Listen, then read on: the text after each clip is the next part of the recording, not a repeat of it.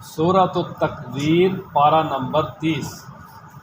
نحمدہ و نصلی علی رسولہ الکریم، اما بعد، اعوذ باللہ من الشیطان الرجیم، بسم اللہ الرحمن الرحیم۔ اذا الشمس کورت واذا النجوم انکدرت واذا الجبال سیرت۔ صدق اللہ العظیم۔ یہ سورۃ التکویر ہے، اس کا نام سورۃ التکویر اس لیے ہے کہ اس کی پہلی آیت میں ہے اذا الشمس کورت۔ یہ کورت فعل ماضی مجہول ہے اور یہ اسی تکویر سے ہے، اس کا معنی لپیٹ دینا، اس لیے سورہ مبارکہ کا نام سورۃ التکویر رکھا ہے۔ اور ترتیب نزولی کے اعتبار سے یہ 7ویں نمبر پہ اتری ہے، قرآنی ترتیب میں یہ 81 نمبر پر ہے، 29 آیات اور 1 رکوع ہے۔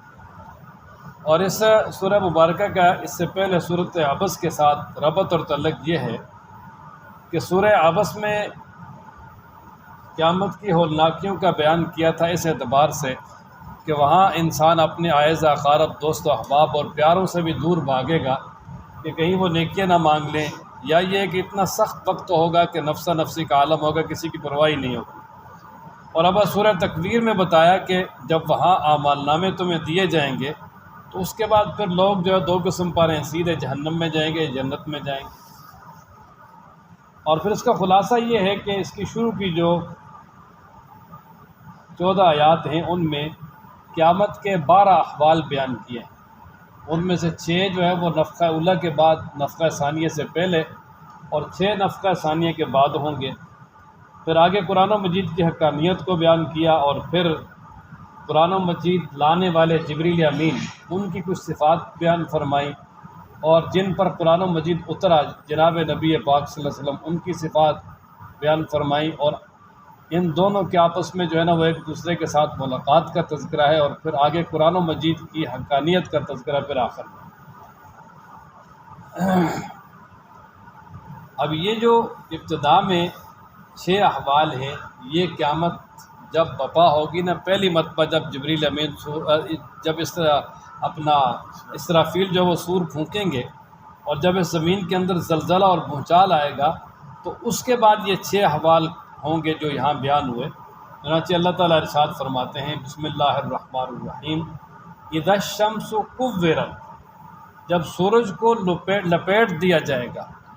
اب سورج کو لپیٹ دیا جائے گا، اس کا مطلب یہ ہے کہ یعنی اس کی شعاعیں، کرنیں بالکل ختم ہو جائیں گی، یعنی سارے کا سارا یہ جو نظام شمسی ہے یہ معطل ہو جائے گا۔ اب اس کی کرنیں اور شعاعیں کتنی دور تک آ رہی ہے زمین تک، لیکن ان کی کرنوں اور شعاؤں کو لپیٹ کر بالکل ختم کر دیا جائے گا، کچھ بھی نہیں رہے گا۔ نمبر 2، وَإِذَا النُّجُومُ انْكَدَرَتْ، اور جب ستارے میلے ہو جائیں گے، بے نور ہو جائیں گے۔ یہ جو ستارے ہمیں ٹمٹماتے نظر آتے ہیں تو سورج کی طرح ان کی بھی روشنی ذاتی ہے، لیکن قیامت جب بپا ہوگی، سور پھونکا جائے گا تو ان کی روشنی بھی ختم ہو جائے گی، ماند پڑ جائیں گے۔ بلکہ دوسرے مقام پر ابھی آگے آ جائے گا کہ ستارے جو ہے نا وہ یعنی گر جائیں گے، اپنی جگہ سے ہٹ جائیں گے۔ تو یہ ستاروں کی جو کہکشائیں ہیں، یہ جو اللہ تعالیٰ نے اتنا بڑا نظام بنایا ہے، یہ بھی ختم ہو جائے گا۔ وَإِذَا الْجِبَالُ، اور تیسری حالت یعنی تیسرا احوال بیان کیا کہ وَإِذَا الْجِبَالُ، اور جب پہاڑ سُيِّرَتْ، چلا دیے جائیں گے۔ کہ یہ زمین پر اتنے بڑے بڑے مضبوط پہاڑ جو رکھے ہوئے ہیں، پہاڑی سلسلے، جب قیامت بپا ہوگی تو یہ اس قیامت میں جو زلزلہ اور ہولناک دھماکہ ہوگا اس کی وجہ سے یہ بالکل پھٹ جائیں گے، اور چمکتی ہوئی ریت بن کے پھر گرد و غبار کی طرح اور اسی طرح روئی کے گالوں کی طرح اڑ جائیں گے، ختم ہو جائیں گے، کچھ بھی نہیں رہے گا۔ اور چوتھا حال، وَإِذَا الْعِشَارُ، اور جب 10 ماہ کی گابن اونٹنی عُطِّلَتْ، بیکار چھوڑ دی جائے گی۔ عشار کہتے ہیں وہ اونٹنی یعنی جو گابن ہو اور 10 ماہ مکمل ہو جائیں۔ اصل بات یہ ہے کہ عرب کے اندر سب سے زیادہ نفیس اور قیمتی مال اونٹ ہوتا ہے، اور پھر جب کوئی اونٹنی حاملہ ہو اور پھر بالکل بچہ دینے کا وقت آ جائے، 10 ماہ مکمل ہو جائے، تو وہ ایسا وقت ہوتا تھا کہ عرب والے رات کو سوتے نہیں تھے، بلکہ ایک آدمی چوکیدار مقرر کرتے تھے گھر میں سے، باقاعدہ وہ نگرانی کرتا تھا، یعنی 24 گھنٹے اس کو اپنی نگرانی میں رکھتے تھے تاکہ اونٹنی سے کا بچہ ضائع نہ ہو جائے یا جو نقصان نہ ہو جائے، کیونکہ بڑا قیمتی مال ہے اور بڑا ٹھیک ٹھاک پیسہ اور یعنی عرب کی معیشت کا زیادہ تر دار و مدار بھی اس وقت اسی پر تھا، تو اس وقت یعنی سارے گھر والے اس کی طرف متوجہ ہو جاتے تھے اور ایک آدمی کو ضرور اس کا پہرے دار مقرر کرتے تھے، اس لیے کہ ان کے ہاں وہ نفیس ترین مال تھا۔ تو اللہ تعالیٰ تبارک و تعالیٰ فرماتے ہیں کہ جب وہ قیامت میں نفخہ اولا ہوگا، وہ اتنا سخت وقت ہوگا کہ وہ جو اتنی قیمتی ترین اونٹنی یا جو آگے اس کی اولاد کی انہیں جو ہے نا وہ تمنا ہے، وہ اس کو بھی بیکار چھوڑ دیا جائے گا، اس کو بھی پوچھنے والا ہی کوئی نہیں ہوگا۔ اب یہ تو عرب کے آج چونکہ اونٹنی اس کا ایک مثلاً جو ہے نا وہ مثال دی، اب یوں سمجھ لیں کہ انسان کے پاس اس وقت نفیس سے نفیس، قیمتی سے قیمتی مال ہوگا، اس کی طرف بھی کوئی توجہ نہیں ہوگی، سب کچھ بیکار چھوڑ کے بھاگ جائے گا۔ وَإِذَا الْعِشَارُ عُطِّلَتْ، اور جب 10 ماہ کی گابن اونٹنی بیکار چھوڑ دی جائے گی۔ نمبر 5 وَإِذَا الْوُحُوشُ حُشِرَتْ، اور جب درندے جمع کیے جائیں گے، واؤمن اور اضامن، جب الوحوش وحشی کی جمع ہے، وحشی جانور یعنی جو وحشت کھاتے ہیں، انسان سے دور بھاگتے ہیں، حشرت مانے جمع کر دیے جائیں گے، یہ مجہول کا صیغہ ہے، بعض نے لکھا ہے جمع ہو جائیں گے، وہ محاورہ کے طور پہ لکھا ہے، اصل ہے حشرت، جب درندوں کو جمع کر دیا جائے گا۔ اصل بات یہ ہے کہ دیکھیں قدرتی بات ہے کہ یہ جو جنگلی جانور ہیں یہ انسانوں سے بدکتے ہیں، بھاگتے ہیں، وحشت کھاتے ہیں، اور جہاں پر آبادی ہو یہ وہاں نہیں رہتے، دور دراز جنگلوں میں بھاگ جاتے ہیں، اور انسان کو دیکھ کے بھی جو ہے نا وہ بھاگ جاتے ہیں۔ بعض چیرنے پھاڑنے والے ہوتے ہیں وہ تو کھانے پہ آ جاتے ہیں،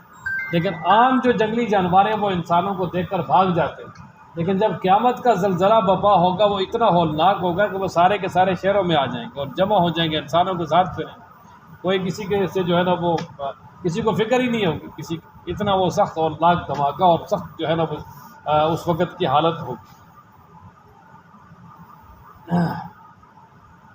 وَإِذَا الْبِحَارُ، اور جب سمندر سُجِّرَتْ بڑکا دیے جائیں گے، یہ چھٹی حالت بیان کی کہ اس وقت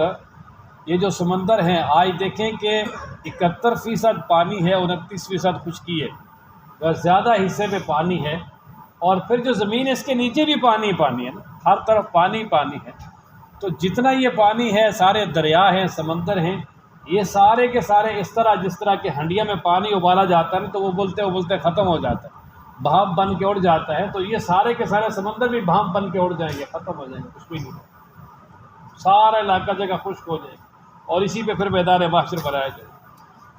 وَإِذَا الْبِحَارُ سُجِّرَتْ، اور جب سمندر بڑکا دیے جائیں گے، ابال دیے جائیں گے،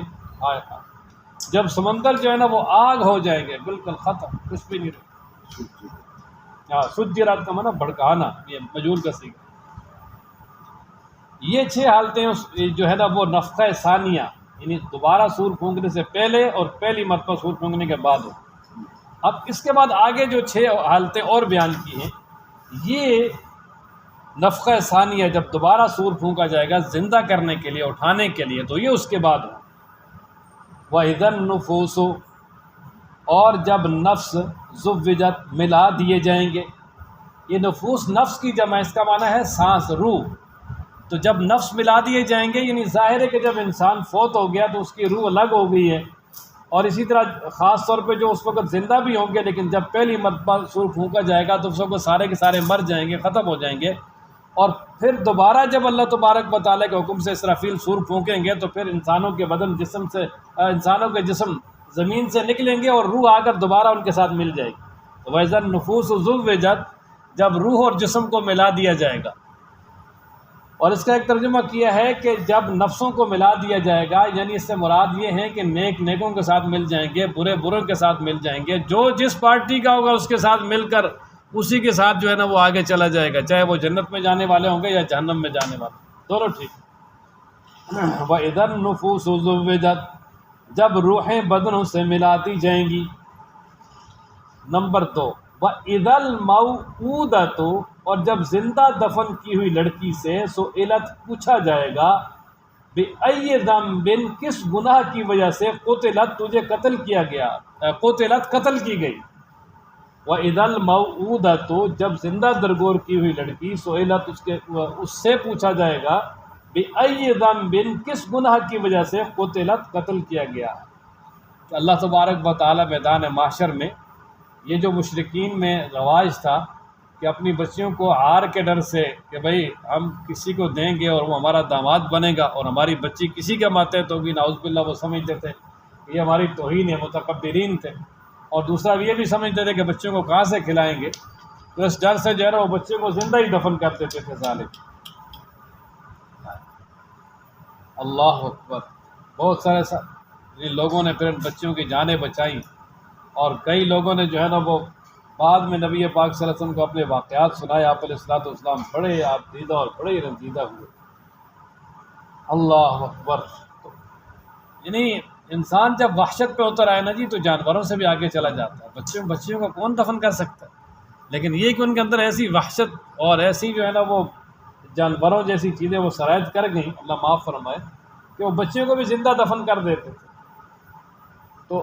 قیامت میں اس بچی کو کھڑا کر کے باپ کے سامنے پوچھا جائے گا کہ ہاں بتا تیرا کیا قصور تھا،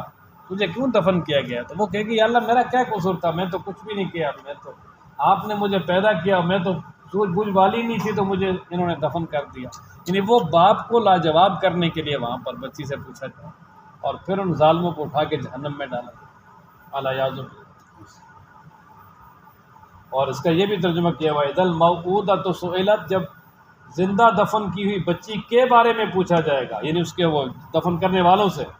بأی ذنب قتلت، کس وجہ سے قتل کی گئی، تم نے کیوں اس کو قتل کیا گیا، کیوں قتل کیا ہے، کیوں زندہ درگور کیا ہے؟ تو کوئی جواب نہیں ہوگا، پھر ان کو جہنم میں ڈالا جائے۔ نمبر 3، تیسری حالت، وَإِذَا الصُّحُفُ نُشِرَتْ، جب صحیفے کھول دیے جائیں گے، اور صحیفوں سے مراد جو ہے نا وہ نیک اعمال والے صحیفے ہیں۔ جب عملوں کے دفتر کھول دیے جائیں گے، کہ جو اعمال کے دفتر ہیں وہ سارے کے سارے کھول دیے جائیں گے، ہر انسان دیکھے گا جو اس نے کیا ہے، بالکل سامنے ہوگا اس کے۔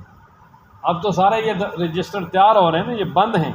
لیکن قیامت میں سب کچھ سامنے ہوگا، پٹی چل جائے گی، اور اچھے برے فَمَن يَعْمَلْ مِثْقَالَ ذَرَّةٍ خَيْرًا يَرَهُ، ذرہ کے برابر نیکی کی وہ بھی دیکھ لے گا، وَمَن يَعْمَلْ مِثْقَالَ ذَرَّةٍ شَرًّا يَرَهُ،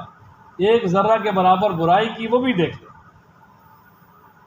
نمبر 4، وَإِذَا السَّمَاءُ، اور جب آسمان، کوشش تک کہ اس کی کھال کھینچ لی جائے گی، اس کی کھال اتار دی جائے گی۔ یہ تشبیہ ہے کہ جس طرح ایک جانور ہے،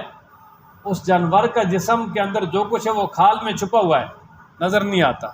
لیکن جب اس کو ذبح کر کے اس کی کھال کھینچ لیتے ہیں، اتار لیتے ہیں، تو اندر والے ساری چیزیں جو ہیں وہ سامنے ہو جاتی ہیں۔ تو اسی طرح یہ جو آسمان ہے یہ پھیلا ہوا ہے، اور اوپر والے چیزیں جتنی بھی ہیں آسمان کی وجہ سے چھپی ہوئی ہیں، لیکن جب اس آسمان کا یہ جو یہ اس کا جو حجم ہے اس کو ختم کیا جائے گا، تو اوپر والے ساری چیزیں جو ہے وہ نظر آنی شروع ہو جائیں گی۔ اوپر کچھ بھی نہیں ہوگا، نیچے میدان معاشر ہوگا، اوپر اللہ کا عرش ہوگا، سب خالی ہو جائے گا، کچھ بھی نہیں رہے گا۔ نمبر 5، وَإِذَا الْجَحِيمُ سُعِّرَتْ، جب جہنم کو بھڑکایا جائے گا، کہ خوب دہکایا جائے گا جہنم کو، اور کہتے ہیں کہ یہ سب سے پہلے اللہ تبارک و تعالیٰ حفاظت فرمائے، یہ جو جہنم ہے اس کو سب سے پہلے جو ہے نا وہ دہکایا گیا بڑا شدید کر کے، 1000 سال تو یہ سرخ ہوگی، پھر اس کو دہکایا گیا تو یہ سفید ہوگی، پھر دہکایا گیا تو یہ سیاہ ہوگی، اور پھر دوبارہ یعنی قیامت کا جو دن ہے 50,000 سال کا، اس میں دوبارہ اس کو دہکایا جائے گا، اس کی آگ کو جلا تیز کیا جائے گا، اور وہ کس طرح حالت ہوگی اس کی حالت اللہ تعالیٰ ہی جانتے ہیں، اللہ محفوظ فرمائے۔ نمبر 6، وَإِذَا الْجَنَّةُ، اور جب جنت کو اُزْلِفَتْ، قریب کیا جائے گا، کہ جنت جو ہے نا اس کو بالکل قریب کر دیا جائے گا، دیکھنے والے جو ہے نا آرام سے دیکھ سکیں گے میدان معاشر سے۔ اس کا مقصد یہ ہوگا تاکہ جنت کو دیکھ کر ایمان والے وہاں خوش رہیں اور اللہ کا شکر ادا کریں کہ ابھی ہم یہاں سے جانے والے ہیں۔ اب یہ 12 احوال بیان کرنے کے ساتھ ہی اللہ تعالیٰ نے بطور اس کے جواب کے وہ ساری شرطیں ہیں، اور بطور جواب کے یہ آخر میں ارشاد فرمایا آیت نمبر 14 میں کہ عالمت، جان لے گا، نفس، ہر نفس، ما حضرت، جو اس نے حاضر کیا، تو اس وقت جس نفس نے جو کچھ حاضر کیا وہ سارے کا سارا جو وہ جان لے گا، اس کو پتہ چل جائے گا، وہ کہتے ہیں نا کچا چھٹا سب کھل جائے گا اس کے سامنے، بالکل واضح ہو جائے گا۔ اب یہ قیامت کے حوال بیان کرنے کے بعد اب آگے اللہ تبارک و تعالیٰ نے 2 قسمیں اٹھائی ہیں، اور اس پہ قرآن مجید کی حقانیت کو بیان کیا۔ چنانچہ اللہ تعالیٰ ارشاد فرماتے فلا اقسم، پس میں قسم اٹھاتا ہوں بالخنس، پیچھے ہٹنے والے سیاروں کی، الجوار سیدھے چل کر، الکنس غائب ہو جانے والوں، کہ میں قسم اٹھاتا ہوں پیچھے ہٹنے والے سیاروں کی، سیدھے چل کر غائب ہو جانے والوں کی۔ اصل میں یہ خنس الجوار الکنس، اس سے مراد وہ 5 سیارے ہیں جن کو ہم خمسہ سیارہ متحرکہ بھی کہتے ہیں، متحیرہ بھی کہتے ہیں۔ ان میں زحل، مشتری، عطارد، مریخ اور زہرہ ہیں۔ ان کے بارے میں آتا ہے نا کہ یہ بالکل جب پیچھے ہٹتے ہیں اور پھر مسلسل جو یہ پیچھے ہٹتے جاتے ہیں اور چلتے چلتے جا کے اپنے مدار میں چھپ جاتے ہیں، اپنے مطالعے میں جا کے چھپ جاتے ہیں۔ تو اسی طرح اس سے جو ہے نا وہ استدلال اور استشہاد یعنی جو ہے وہ مقصود ہے کہ سیدنا جبریل امین وہ وہی لے کر نبی پاک صلی اللہ علیہ وسلم کے پاس آتے ہیں، وہی آپ علیہ الصلوۃ والسلام پر اتار کر پھر پیچھے واپس چلے جاتے ہیں یہاں تک کہ اپنے مستقر میں پہنچ جاتے ہیں۔ ایک اور دوسری قسم اٹھائی، فرمایا والصبح اذا واللیل اذا عسعس والصبح اذا تنفس، کہ رات جب جانے لگے اور صبح جب نمودار ہو، اس کی قسم۔ تو اس سے استشہاد ہے اس بات پر کہ جس طرح رات چلی جاتی ہے اس کے بعد صبح آ جاتی ہے، اندھیرا ختم ہو جاتا ہے، روشنی آ جاتی ہے، تو اسی طرح قرآن مجید جب آ گیا تو اس نے جو ہے نا وہ زمانہ جاہلیت کے اندھیروں کو ختم کر دیا، زمانہ جاہلیت کے اندھیروں کو کیا کر دیا جی؟ ختم کر دیا۔ فلا اقسم، پس میں قسم اٹھاتا ہوں بالخنس، پیچھے ہٹنے والے سیاروں کی، الجواری سیدھے چل کر، الکنس غائب ہو جانے والوں کی، واللیل اور قسم رات کی، اذا عسعس جب جانے لگے، والصبح اور صبح کی، اذا تنفس جب نمودار ہو، انہو بے شک یہ یعنی قرآن مجید، لقول البتہ بات ہے، رسول کریم ایک شریف قاصد کی، کہ یہ قرآن مجید جو ہے نا وہ ایک شریف قاصد کا کلام ہے۔ اصل میں مشرکین مکہ جو ہے نا وہ یہ کہتے تھے کہ قرآن مجید نبی پاک صلی اللہ علیہ وسلم خود بناتے ہیں، یا یہ کہ انما یعلمہ بشر، ان کو تو ایک انسان سکھاتا ہے اور اس سے سیکھ کر جو ہے آ کے ہمیں بتلاتا ہے۔ اللہ تبارک و تعالیٰ نے فرمایا کہ نہیں، انسان نہیں سکھاتے، یہ فرشتہ جو ہے نا وہ اللہ کی طرف سے لے کر آتا ہے۔ اور یہاں پر رسول سے مراد جبریل امین ہے، کیونکہ رسول کا معنی ہے قاصد، پیغامبر، پیغام لانے والا۔ تو جس طرح انسانوں میں اللہ تبارک و تعالیٰ نے اپنے رسول بنائے ہیں مخلوق تک اپنے احکامات پہنچانے کے لیے، تو اسی طرح رسولوں تک پیغامات پہنچانے کے لیے فرشتے درمیان میں قاصد اور پیغامبر ہیں۔ جیسے اللہ تعالیٰ قرآن مجید میں دوسرے مقام پر ارشاد فرماتے ہیں، اللہ یصطفی من الملائکۃ رسلا ومن الناس، اللہ تعالیٰ فرشتوں میں سے جس کو چاہتا ہے منتخب کر لیتا ہے اپنی پیغام رسانی کے لیے، اور انسانوں میں سے جس کو چاہتا ہے منتخب کر لیتا ہے۔ تو یہاں رسول سے مراد جبریل امین ہے۔ اور اسی طرح دوسرے مقام پر اللہ تعالیٰ ارشاد فرماتے ہیں نا، نازل بہ الروح الامین، کہ قرآن مجید کو روح امین لے کر آئے ہیں۔ تو خیر بہرحال اب یہاں سے نا کچھ جبریل امین کی چند صفات بیان فرمائی، کیونکہ قرآن مجید لانے والا وہ ہے نا، تو جب راوی معتبر نہ ہو درمیان میں تو جو ہے نا وہ بات معتبر نہیں ہوتی۔ جس طرح ہم کہتے ہیں نا جی یہ حدیث ضعیف ہے، یہ مضبوط ہے، تو ضعیف حدیث مضبوط کا یہ مطلب نہیں کہ نعوذ باللہ ہمارے نبی صلی اللہ علیہ وسلم کی ایک بات کمزور ہے تو ایک بات کیا جی مضبوط ہے، نہیں، آپ علیہ السلام کی زبان عطر سے نکلنے والی ہر بات مضبوط ہے اور ہر بات صحیح ہے، ہر کام صحیح ہے۔ اصل میں جو آگے نقل کرنے والے راوی ہیں صحابہ کے بعد تابعین سے آگے جو نقل کرنے والے ہیں، ان میں جو ہے نا وہ اگر کوئی نقل کرنے والے سارے مضبوط ہیں، صحیح آدمی ہیں، تو وہ کہتے ہیں یار یہ حدیث ٹھیک ہے۔ لیکن اگر درمیان میں کوئی ایسا راوی آ گیا جو جھوٹا ہے یا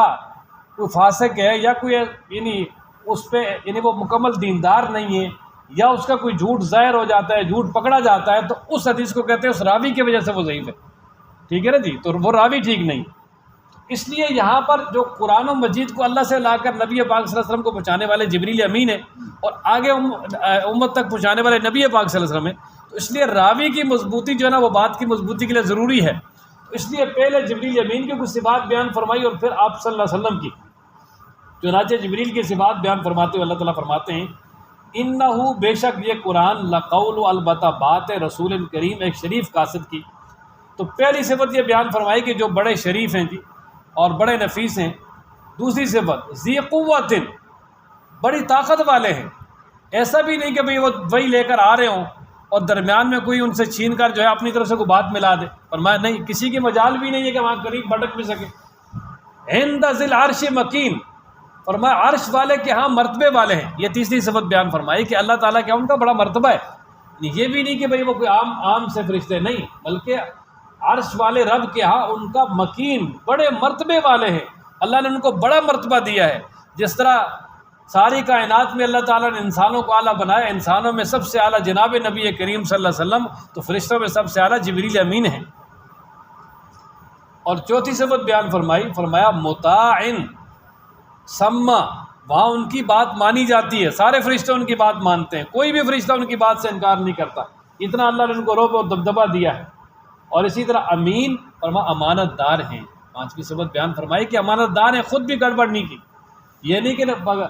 وہی میں تھوڑی بہت گڑبڑ کر دی ہو، نہیں، فرمایا کہ امانت دار ہیں، جو رب نے امانت ان کے سپرد کی وہی والی بے عینی اس کو لا کر نبی پاک صلی اللہ علیہ وسلم کو سنا دیا۔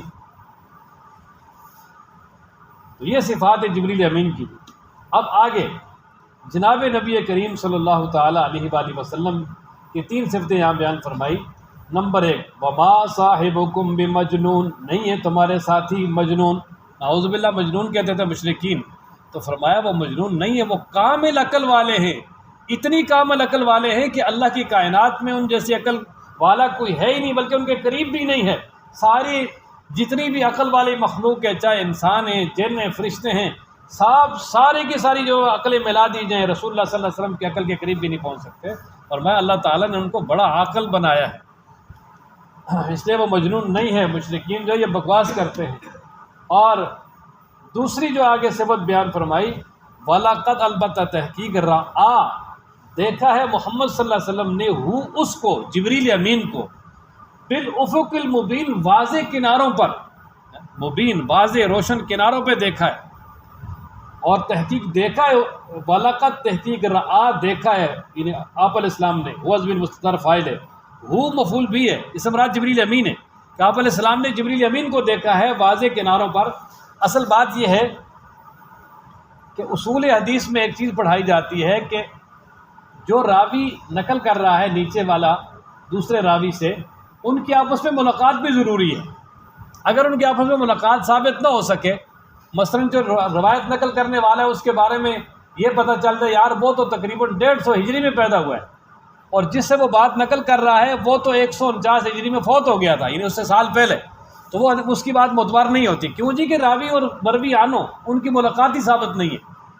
تو اسی طرح اللہ تبارک و تعالیٰ نے اسی اصول کے تحت، یعنی جبریل امین اور نبی پاک صلی اللہ علیہ وسلم کی یہاں ملاقات کا تذکرہ بھی کیا، اور پھر یہ ملاقات 2 مرتبہ کروائی اصلی شکل میں۔ ویسے تو جبریل امین نبی پاک صلی اللہ علیہ وسلم کے پاس تو روزانہ کئی بار آتے تھے، کئی بار انسانی شکل میں آتے ہیں، کئی بار اصلی شکل میں آتے ہیں، لیکن نظر نہیں آتے تھے۔ بعض روایتوں میں لکھا ہے 24,000 مرتبہ جبریل امین آپ علیہ السلام کے پاس آئے، 23 سال 2 ماہ 10 دن میں۔ لیکن جو آپ علیہ السلام اور جبریل امین کی اصل ملاقات ہے اصلی شکل میں، وہ 2 مرتبہ ہے۔ ایک تو آپ علیہ السلام غار حرا سے جب نکلے عبادت کر کے تو مکہ کی طرف آ رہے ہیں، اور درمیان میں کچھ عرصہ وحی بند ہو گئی تھی نا، پہلے اقرأ بسم ربک الذی خلق وحی آئی، اور اس کے بعد فترت وحی کا زمانہ ہے، اور پھر جب دوبارہ یعنی جو ہے نا وہ وحی آنی شروع ہوئی، تو اس سے پہلے اللہ تبارک و تعالیٰ نے ایک مرتبہ جبریل امین کو آپ علیہ السلام کو اصلی شکل میں دکھایا، جس کا تذکرہ سورہ مدثر میں پیچھے گزرا کہ آپ علیہ السلام آ رہے ہیں، اور اچانک آواز آئی یا محمد صلی اللہ علیہ وسلم۔ آپ علیہ السلام نے اوپر دیکھا تو کیا دیکھتے ہیں کہ آسمان کے سارے کنارے بھرے ہوئے ہیں، اور جبریل امین اپنی اصلی شکل میں، اور اس وقت اصلی شکل میں دیکھا۔ اور دوبارہ جب جبریل امین یہاں سے نبی پاک صلی اللہ علیہ وسلم کو مکہ مکرمہ سے لے کر گئے بیت المقدس، وہاں سے پہلے آسمانوں پہ ساتھ لے جاتے سدرۃ المنتہا پہ جب پہنچے، ادھر سے انسانی شکل میں ساتھ ہیں، لیکن جب سدرۃ المنتہا پہ پہنچے تو وہاں اصلی شکل میں پھر دکھایا آپ نے۔ تو ایک مرتبہ زمین پہ دکھایا، اور ایک مرتبہ ساتوں آسمانوں سے اوپر لے کر دکھایا جبریل امین کو کہ بھائی یہ یعنی کوئی خیالی بات نہیں ہے، بلکہ جو جبریل امین لانے والے ہیں ان کی اور رسول اللہ صلی اللہ علیہ وسلم کی باقاعدہ ملاقات ثابت ہے، اس کو یہاں بیان فرمایا۔ اور تیسری صفت بیان فرمائی، وما ہوا، اور نہیں ہے وہ، یعنی نبی پاک صلی اللہ علیہ وسلم، علی الغیب، غیب پر، بے ظنین، بخیل، کہ نعوذ باللہ کچھ لوگ یہ کہتے تھے مشرکین کہ آپ علیہ السلام نے جو ہے نا وہ کچھ باتیں چھپا لیتے ہیں، اپنی مرضی کی باتیں کرتے ہیں،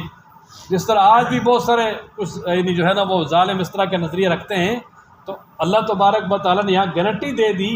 کہ جو وہی اللہ تعالیٰ نے محمد صلی اللہ علیہ وسلم پر نازل کی ہے اس کو آپ علیہ السلام نے مکمل امت تک پہنچا دیا ہے، اس میں سے کچھ بھی چھپایا نہیں۔ حضرت اماں جان عائشہ صدیقہ رضی اللہ تعالیٰ عنہ فرماتی ہیں کہ چند چیزیں ایسی ہیں کہ جو اگر کوئی کہے تو ان کی بالکل تصدیق نہیں کرنی، وہ سب جھوٹی ہیں۔ ان میں سے ایک، اگر کوئی یہ شخص کہے کہ نبی پاک صلی اللہ علیہ وسلم نے قرآن کا کوئی حصہ چھپایا تو فرمایا وہ جھوٹا دجال کذاب ہے۔ آپ علیہ السلام نے کچھ بھی نہیں چھپایا، جو اللہ نے دیا نازل کیا وہ سب کا سب پہنچا دیا۔ اور دوسرا فرمایا کہ جو کوئی شخص یہ کہے کہ نعوذ باللہ نبی پاک صلی اللہ علیہ وسلم آئندہ کی باتیں بھی جانتے ہیں، غیب دان ہیں، تو فرمایا وہ بھی جھوٹا ہے۔ اور تیسرا حضرت عائشہ رضی اللہ تعالیٰ کا نظریہ تھا کہ نبی پاک صلی اللہ علیہ وسلم کی اور اللہ تعالیٰ کی جو ملاقات ہے اور اللہ تعالیٰ کو مکمل اس اللہ کی شکل میں آپ علیہ السلام نے دیکھا ہے، فرمایا وہ بھی جھوٹ بولتا ہے۔ ٹھیک ہے نا جی؟ تو اس لیے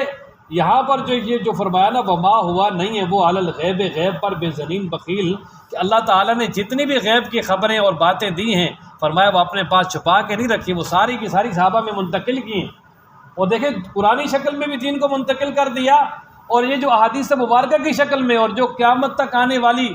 پیشن گوئیاں ہیں، خبریں ہیں جو آپ علیہ السلام نے صحابہ تک بتائی ہیں، یہ ساری کی ساری غیب کی خبریں تھیں جو اللہ تعالیٰ نے آپ علیہ السلام کو عطا کی اور آپ علیہ السلام نے آگے امت تک منتقل کر دی۔ اور یہاں تک فرمایا ما صب اللہ فی صدری الا سببت فی صدر ابا بکر۔ ایک عورت آئی آپ علیہ السلام کے پاس مسئلہ پوچھنے کے لیے، وہ کہنے لگے اللہ کے محبوب، آپ علیہ السلام فرمایا کل بتا دوں گا۔ فرمایا کل اگر میں آؤں اور آپ دنیا میں ہو نا تو پھر کیا ہوگا؟ تو آپ علیہ السلام نے فرمایا اگر آپ مجھے نہ پائیں تو ابو بکر کے پاس آ جانا، جو اللہ نے میرے سینے میں ڈالا ہے وہ میں نے ابو بکر کے سینے میں ڈالا۔ اور اسی طرح آپ علیہ السلام نے فرمایا کہ میں علم کا شہر ہوں، علی اس کا دروازہ ہے، کہ جو میرے اللہ تعالیٰ نے مجھے علم دیا ہے وہ سارا کا سارا جو ہے وہ علی رضی اللہ تعالیٰ کی طرف منتقل ہو چکا ہے، جس کو بھی چاہیے فرمایا وہاں سے لے لے۔ اس لیے یہ اللہ تعالیٰ نے گارنٹی دے دی کہ آپ علیہ السلام نے قرآنی وحی یا جو دوسری وحی جو اللہ تعالیٰ نے آپ کو غیب کی خبریں دی ہیں فرمایا کوئی بھی چھپایا نہیں ہے، سب کچھ امت تک پہنچا دیا ہے۔ اب آگے اللہ تعالیٰ نے قرآن کی صداقت کو بیان کیا جی، وما ہوا اور نہیں ہے یہ قرآن بقول شیطان الرجیم، شیطان مردود کا کلام ہے۔ اوپر کہا نا کہ یہ شریف قاصد کا کلام ہے، یعنی جبریل کا کلام ہے جو اللہ تبارک و تعالیٰ کی طرف سے نقل کر رہے ہیں۔ اور فرمایا کہ وما ہوا بقول شیطان الرجیم، کسی شیطان مردود کا کلام نہیں ہے، یہ قرآن اللہ کا کلام ہے، جبریل لے کر آئے ہیں محمد صلی اللہ علیہ وسلم پر نازل کیا اور آپ علیہ السلام نے آگے دنیا تک پہنچایا ہے۔ اچھا اب یہاں تک یعنی تینوں جو قرآن کے ساتھ منسلک ہیں، جو یعنی پہلے آپ علیہ السلام نہیں، پہلے جبریل امین، پھر آپ علیہ السلام، پھر قرآن، ان تینوں کی جو صداقت کو بیان کرنے کے بعد اب آگے اللہ تعالیٰ فرماتے ہیں کہ جب یہ ثابت ہو گیا کہ قرآن اللہ کی سچی کتاب ہے تو فَأَيْنَ تَذْهَبُونَ، تم کہاں جا رہے ہو اس قرآن کو چھوڑ کر؟ فَأَيْنَ پس کہاں، تَذْهَبُونَ تم جا رہے ہو، قرآن کو چھوڑ کر کس طرف جا رہے ہو؟ ان ہوا نہیں ہے یہ قرآن الا مگر ذکر نصیحت للعالمین، جان والوں کے لیے۔ یہ قرآن تو تمام جان والوں کے لیے نصیحت اللہ کی طرف سے، اور اگر کسی کو نصیحت اور ہدایت ملنی ہے تو اس قرآن سے ملنی ہے۔ فرمایا تم قرآن کے ساتھ لگ جاؤ، قرآن کو چھوڑ کر کہاں جا رہے ہو؟ لمن شاء منکم، جو بھی چاہے تم میں سے، ان یستقیم، سیدھے راستے پہ چلنا، یعنی جو بھی سیدھے راستے پہ چلنا چاہے تو وہ آ جائے، سیدھا راستہ صرف قرآن سے ملے گا۔ لیکن آخر میں فرمایا کہ یہ یاد رکھو کہ جو تمہاری چاہت ہے وہ کبھی نہیں ہوگی، ہوگا وہی جو اللہ کی چاہت ہے۔ اس لیے ہمیشہ اللہ تعالیٰ سے ہدایت کی توفیق مانگتے رہو اور ہدایت پہ ثابت قدمی مانگتے رہو، تاکہ جو اللہ نے ہدایت دی ہے اس سے انسان دور نہ ہو جائے اور اس ہدایت کو مزید انسان کے لیے کھولتا رہے۔ وما تشاءون، اور جو تم اور نہیں ہوگا وہ جو تم چاہتے ہو، الا مگر ان یشاء اللہ، مگر وہ جو اللہ چاہے، رب العالمین، جو جہانوں کو پالنے والا ہے، کہ جو تمام جہانوں کا پالن ہار ہے، وہ اللہ جو چاہے گا وہی ہوگا، جو تم چاہو گے وہ نہیں ہوگا۔ اس لیے ہمیشہ اپنی مرضی کو اللہ کی مرضی کے تابع کر لو۔ تو یہ سورہ تکویر مکمل ہوگی جی۔ اللہ تعالیٰ قرآن پڑھنے، سمجھنے، عمل کرنے کی توفیق عطا فرمائے۔